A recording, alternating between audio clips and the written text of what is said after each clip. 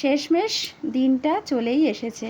অনেক দিন ধরে ভাবাভাবি হলো পিকনিক হবে। আজকে সেই দিনটা চলেই এসেছে। আর চলো মেনুগুলোও দেখিয়ে দিই।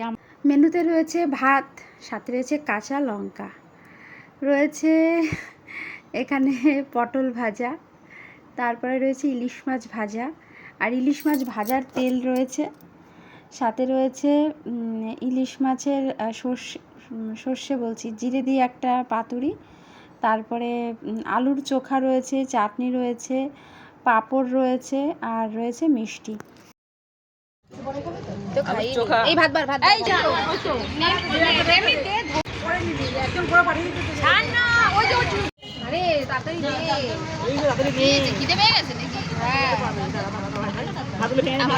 বাড়িতে গেছি 4টের সময় খাই তো আমার অভ্যাস হয়ে গেছে। এই সবাই ভাতের মধ্যে থাকে।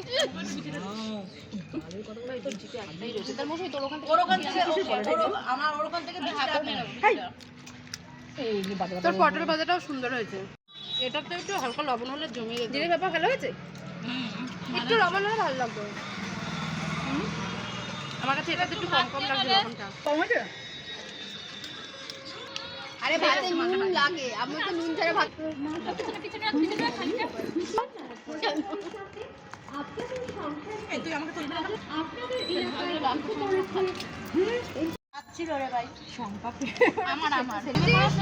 হ্যাঁ লাস্টে কিন্তু যদি চাটনি এক্সট্রা টাকা ভাত করে আছে।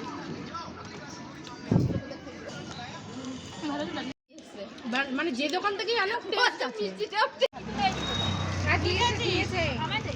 কুলফিগুলোর কথা বলছি আমরা। এখন এগুলোই খাবে, এগুলোই জানো তাই খাবে। কত হলো? না চকলেটটা খায় তো সবাই। হ্যাঁ আমি আমার আবার চকলেটের ভালো লাগে না। যার যেটা পছন্দ হবে না আসবে, ওই তো ওখানে রয়েছে। হ্যাঁ পাল্টে নিয়ে যাবে সে এসে। আমাদের একটা রেখে আমি কি 20 টাকার একটা কুলফি দিয়ে দেব, চকলেট আমি খাই না। ও বিল্ডিং কি লেখা লাগে? এ মা এটা গোয়ালা। হ্যাঁ এটা টেস্ট আছে বলো, আইসক্রিমটা বল। ছেলেদেরকে কি করবি? ছেলেদেরকে ইনভলভ করবি, ঠিক আছে? ভালো করে চল। ইস কালকে দিনটা হাত বল।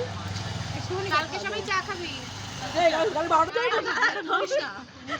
লোকটাকে কি ডাইরেক্ট বললো যে পালং শাক? কালকে কি মোটা না?